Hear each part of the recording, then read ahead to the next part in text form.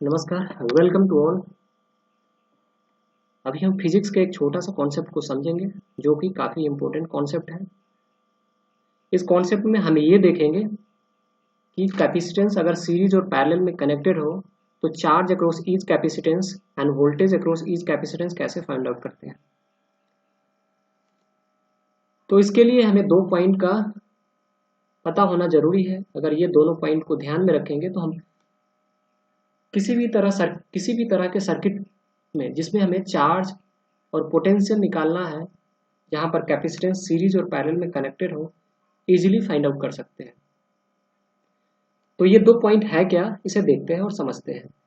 इसमें पहला पॉइंट ये है कि अगर कैपेसिटेंस सीरीज में कनेक्टेड होता है तो charge across each capacitance same होगा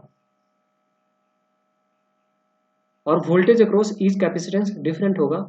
वो डिपेंड करेगा कि कैपेसिटेंस का वैल्यू क्या है। उसी तरह अगर कैपेसिटेंस पैरेलल में कनेक्टेड है तो voltage across each capacitance same होगा और charge across each capacitance different होगा। सीरीज में चार्ज सेम होगा और वोल्टेज में पैरेलल में वोल्टेज का वैल्यू सेम होगा। Voltage drop across each capacitance same होगा। सीरीज में potential drop across each capacitance different होगा, बट पैरेलल में charge across each capacitance different होगा। अगर सीरीज में C1, C2, C3 के अक्रॉस एक सोर्स वोल्टेज अप्लाई करते हैं, V1 plus terminal minus terminal, तो इसके across voltage drop across each capacitance different होगा, but charge across each capacitance same होगा, plus Q minus Q plus Q minus Q, क्योंकि capacitance का formation दो equal and opposite charge plate के बीच होता है। तो ये प्लस क्यू चार्ज प्लेट है, ये माइनस क्यू होगा, ये plus Q minus Q plus Q minus Q. इस तरह से मैग्नीट्यूड ऑफ चार्ज देखें तो अक्रॉस ईच कैपेसिटेंस सेम है।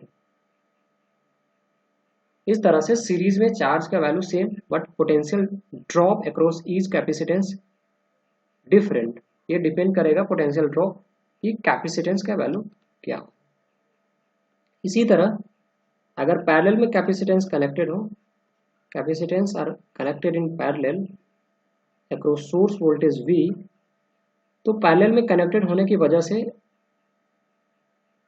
हर एक कैपेसिटेंस के अक्रॉस चाहे कुछ भी वैल्यू हो, पोटेंशियल ड्रॉप सेम होगा, बट चार्ज का value across each capacitance different होगा। अगर प्लस Q1 है, Q2 है, Q3 है, तो यहाँ पर minus Q1 minus Q1 minus Q2 minus Q3। इस तरह से पैरेलल कॉम्बिनेशन में चार्ज का वैल्यू डिफरेंट होगा across each capacitance end voltage across each capacitance same होगा। अब ये दोनों पॉइंट का यूज करके, दोनों पॉइंट को अप्लाई करके एक एग्जाम्पल देखते हैं और एक्सप्रेशन फाइंड आउट करते हैं। Let us consider two capacitor C1 and C2 जो कि कनेक्टेड है सोर्स वोल्टेज V के क्रॉस, बट हमें उस दो पॉइंट में ये मेंशन है कि सीरीज कॉम्बिनेशन में voltage drop across each capacitance same different होगा, but charge across each capacitance same होगा, plus Q minus Q plus Q, यहाँ पर माइनस क्यू। तो net voltage drop is equal to V is equal to V1 plus V2। अब यहाँ पर series combination में charge का वैल्यू सेम होता है, तो charge equal to C into V1, C1 into V1 is equal to C2 into V2। अब यहाँ से V1 is equal to Q by C1 और V2 is equal to Q by C2। तो V is equal to Q by C1, इस expression में V1 V2 का value put कर देंगे Q बाई C2। यहाँ पर Q कॉमन लिया, 1 by C1 plus 1 by C2। V is equal to Q into C1 plus C2 C1 C2। इस तरह से Q is equal to C1 C2 by C1 plus C2 into V जो कि आ गया C equivalent into V। दो capacitance अगर series में connected हो तो उसका इक्विवेलेंट कैपेसिटेंस होता है C1 C2 by C1 into C2। इस तरह से यहाँ पर Q is equal to C equivalent into V।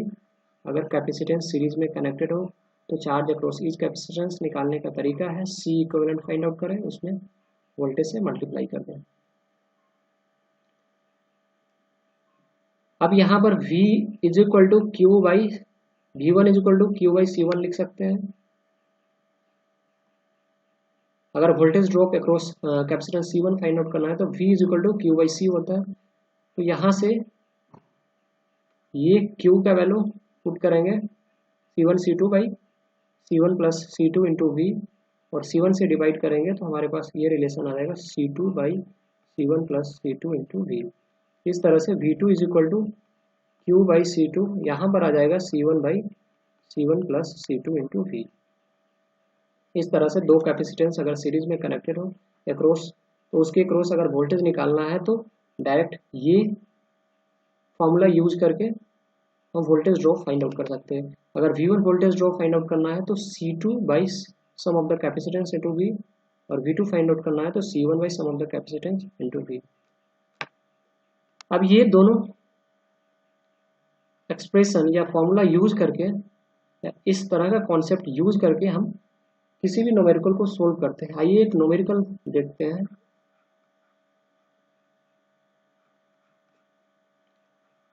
ये 5 माइक्रोफैरड कैपेसिटर है, ये 10 माइक्रोफैरड कैपेसिटर है, इसके अक्रॉस 15 वोल्ट सप्लाई दे रहा है।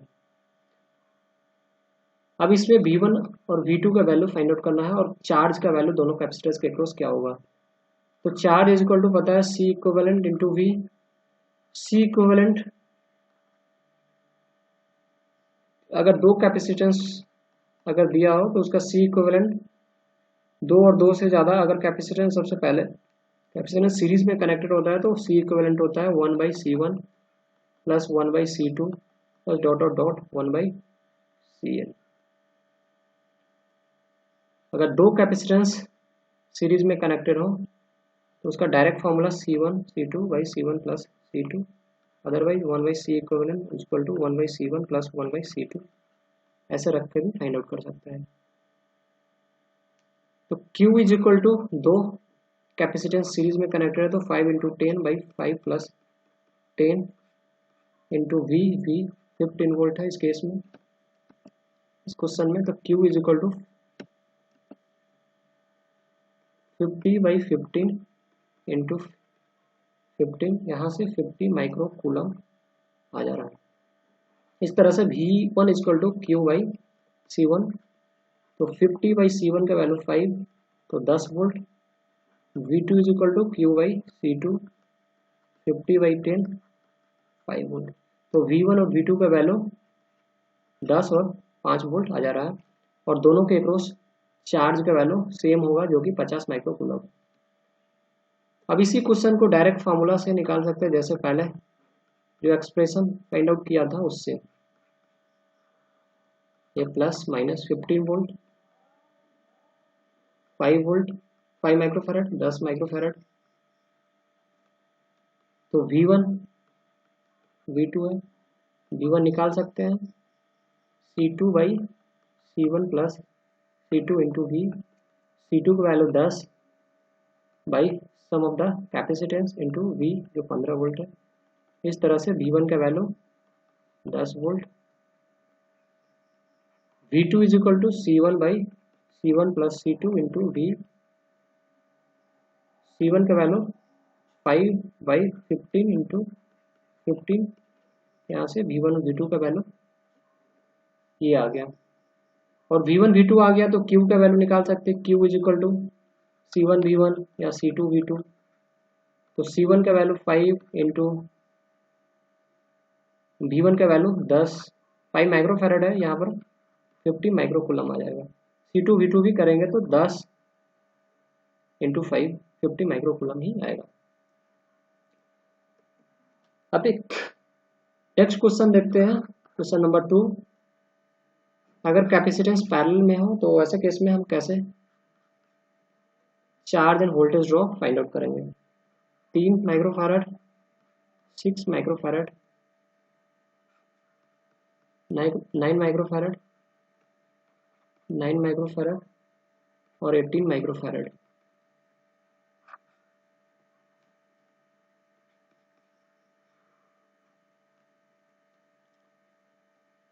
इसके क्रॉस 60 वोल्ट अप्लाई कर रहा है। अब यहाँ पर ये 3 माइक्रोफैरड एंड 6 माइक्रोफैरड,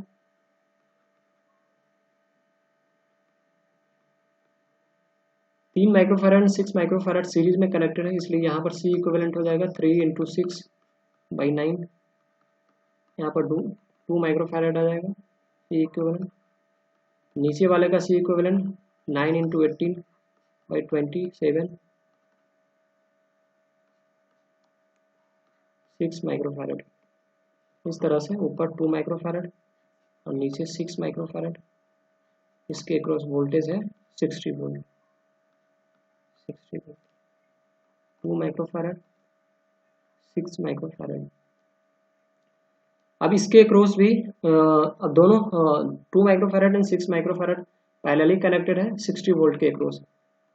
तो इसके क्रॉस चार्ज होगा C इंटू V, तो 120 माइक्रोकूलम, और इसके क्रॉस चार्ज होगा 60 इंटू 6, 360 माइक्रोकूलम, 360 माइक्रोकूलम। थस यहाँ पर इसके क्रॉस 120 माइक्रोकूलम, इसके क्रॉस भी 120 माइक्रोकूलम और नीचे वाले के क्रॉस 360 माइक्रोकूलम और इसके क्रॉस 360 माइक्रोकूलम।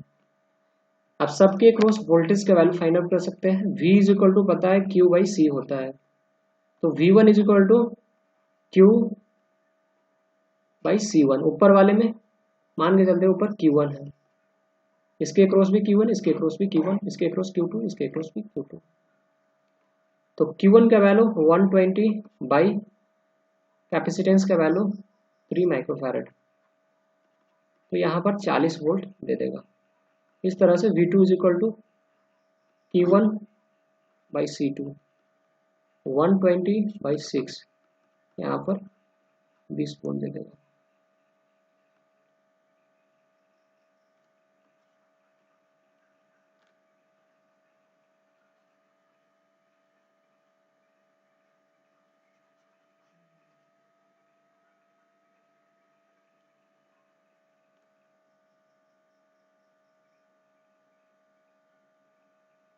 इस तरह से V3 का वैल्यू अगर फाइंड आउट करना है तो V3 is equal to Q2 by C3, Q2 का वैल्यू 360 बाई 9, 40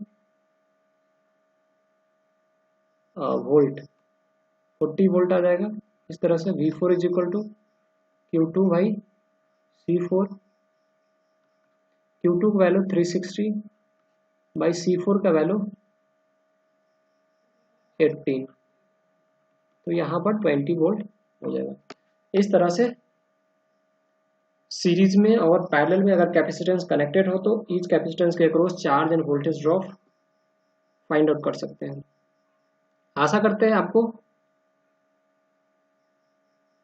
समझ आया होगा। अगर समझ आया तो चैनल को लाइक करें और सब्सक्राइब करें। Thank you.